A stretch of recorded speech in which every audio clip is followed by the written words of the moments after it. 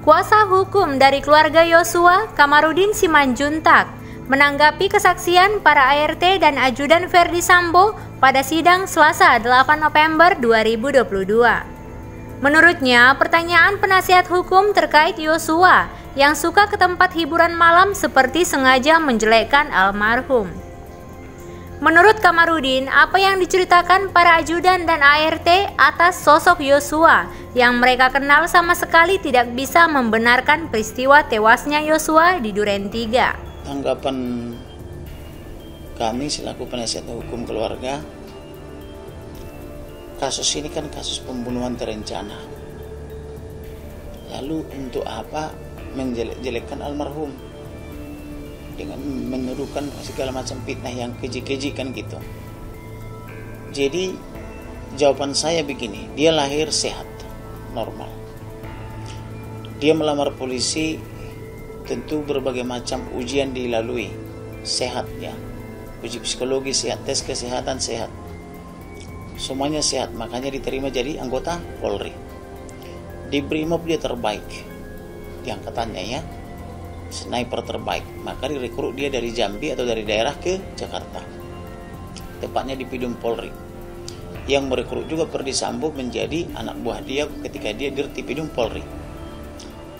Lalu Ferdi Sambo naik menjadi Kadif Propam, dari jabatan Brigjen Pol menjadi Irjen Pol. Dia merekrut lagi ke rumahnya menjadi ajudan. Artinya Ferdi Sambo menilai itu terbaik. Tentu karena terbaik makanya direkrut ke rumah. Setelah dia ikut jadi ajudan, diberikan untuk mengawal istrinya.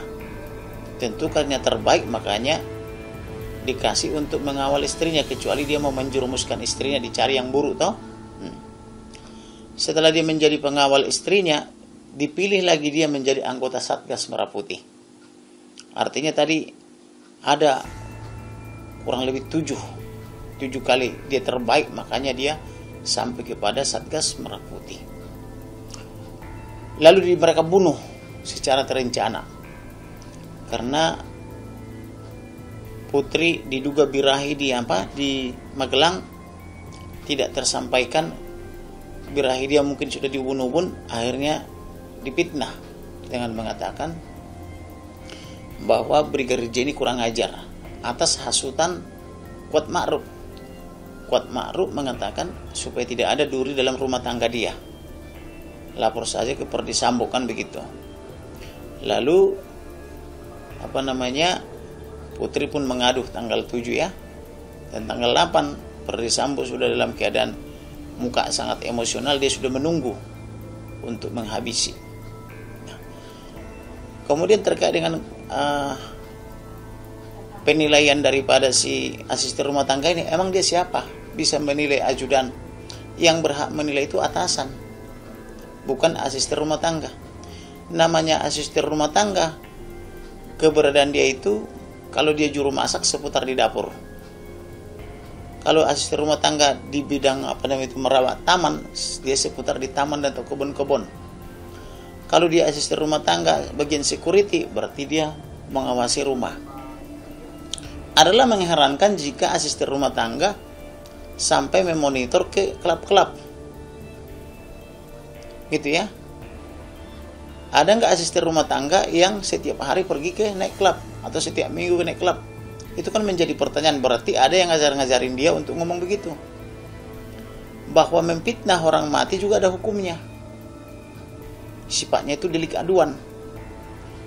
Nah, saya memperingatkan dia, teman sumber dia, siapa tahu dia tidak mengerti hukum, segera itu fitnah-fitnah itu dicabut atau nanti saya penjarakan, saya adukan kan begitu.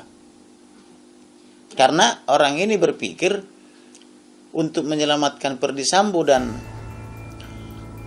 putri Kuat Ma'ruf maupun Ricky Rijal dengan menebar fitnah. Itu salah. Apapun fitnahnya tidak menghilangkan perbuatan pidana, kecuali Ferdi Sambo gila benaran, putri tiba-tiba gila benaran, Kuat Ma'ruf gila benaran, kemudian Ricky Rijal gila benaran, baru tidak bisa dimintai pertanggungjawaban karena gila. Tapi kalau menebar fitnah itu justru dinilai berbelit-belit dan menambah hukuman, tidak membuat simpati hakim. Nah, kalau dia mau bebas dari hukuman, menurut saya keliru dia kalau menebar-nebar fitnah yang tidak benar. Lebih bagus dia mulai sekarang latihan gila. Dia gila, akhirnya nanti hakim akan membuat pertanggungjawaban hukum di dalam pertimbangan maupun di dalam mengadili dalam putusannya. Oh, karena Ferdy Sambo dan Putri termasuk Ricky Rizal dan Kuat Maruf tiba-tiba gila, maka orang gila tidak bisa dimintai pertanggungjawaban hukum. Itu kalau mau dia bebas. Jadi ngapain menebar fitnah? Jadi kuasa hukum menilai kesaksian ini akal-akalan, sengaja disetting memang untuk kepentingan untuk karakter building assassination. Jadi mereka melihat karena Joshua ini terlalu sempurna, maka mereka menciptakan hoax. Sekarang kita lihat yang gila siapa, atau yang kepribadian ganda sesuai tuduhan mereka siapa. Ferdy Sambo itu kan penegak hukum. Tugas dia memberantas kejahatan hukum. Tugas dia melindungi rakyat. Tetapi yang dilakukan membunuh ajudan atau membinasakan ajudan. Itu kan kepribadian ganda. Di sisi lain dia penegak hukum, di sisi lain membinasakan anak buah. Tugas polisi itu pelindung pengaman pelayan masyarakat, memberantas judi, narkoba dan kejahatan lainnya. Tetapi dia malah bermain di area judi. Kalau orang setor ke 303, dia tidak berantas. Tapi kalau tidak setor, ditangkapi. Kan begitu. Itu kan kepribadian ganda. Jadi di satu sisi dia penegak hukum memberantas kejahatan, di sisi lain dia memelihara kejahatan. Itu kepribadian ganda. Nah, kemudian yang temperamental itu adalah Ferdy Sambo. Dia baru dihasut oleh supir Kuat Maruf, dihasut oleh istrinya, tanpa bertanya langsung membunuh. Kalau dia tidak temperamental, harusnya dia bertanya, panggil semua satu persatu, ditanyain satu persatu, lihat enggak, alami tidak, kapan, di mana, apa perbuatannya, kan gitu. Kalau yakin dia ada perbuatan pidana, maka lapor ke polisi. Karena yang berhak mengusut kejahatan adalah polisi, dilaporkan dulu melalui SPKT. Seperti yang dia laporkan tanggal 8 Juli dan tanggal 9 Juli, yaitu tanggal 8 dia melaporkan Joshua melakukan percobaan pembunuhan, yaitu 338.53 kepada istrinya, dan tanggal 9 Putri membuat laporan dia diperkosa. Itu sudah betul laporan, tetapi tidak terbukti. Karena kenapa? Karena Joshua itu ada di taman. Bagaimana cara Joshua memperkosa Putri ada di kamarnya?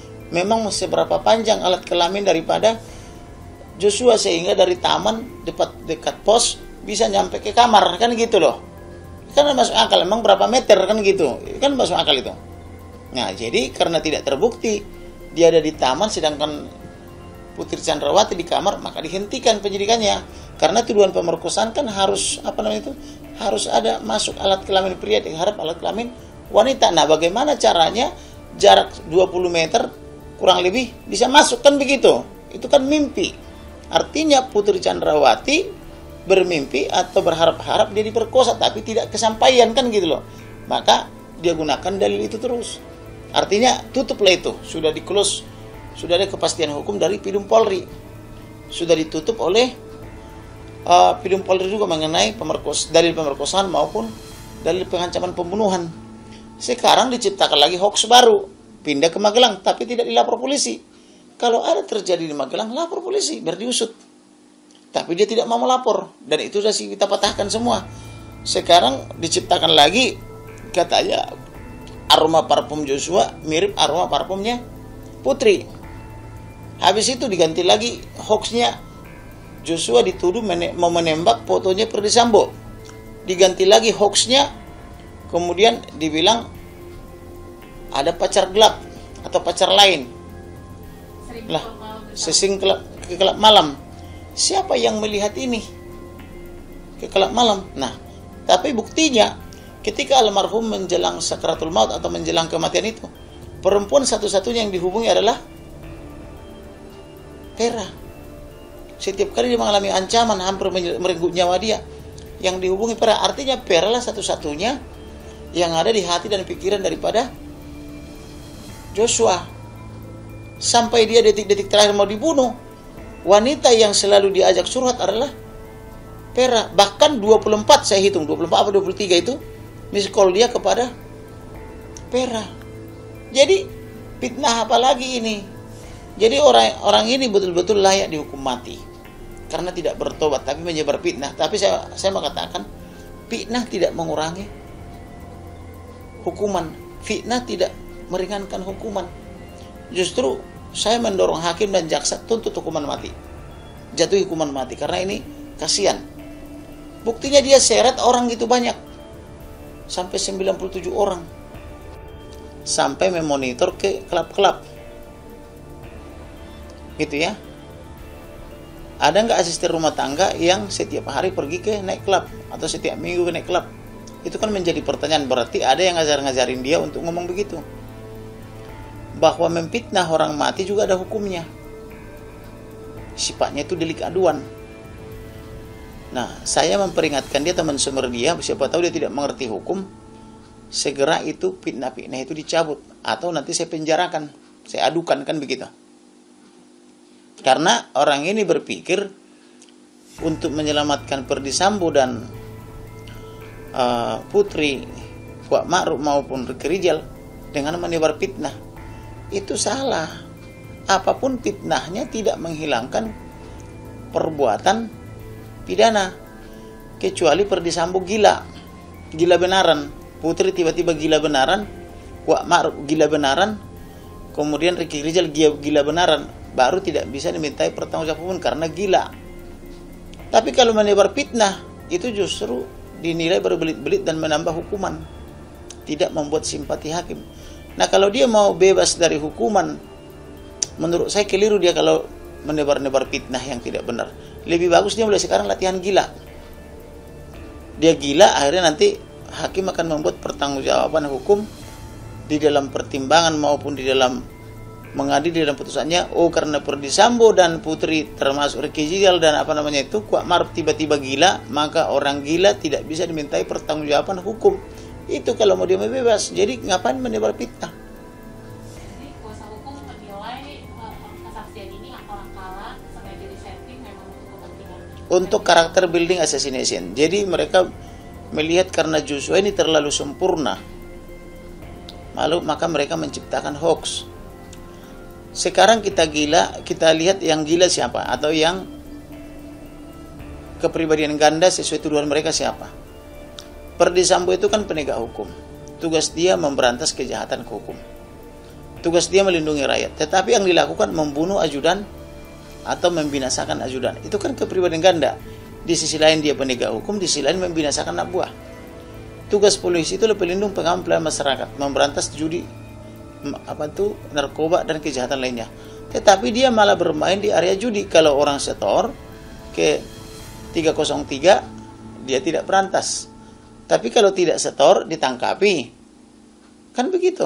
Itu kan kepribadian ganda. Jadi di satu sisi dia penegak hukum memberantas kejahatan, di sisi lain dia memelihara kejahatan. Itu kepribadian ganda. Nah, kemudian yang temperamental itu adalah Ferdy Sambo.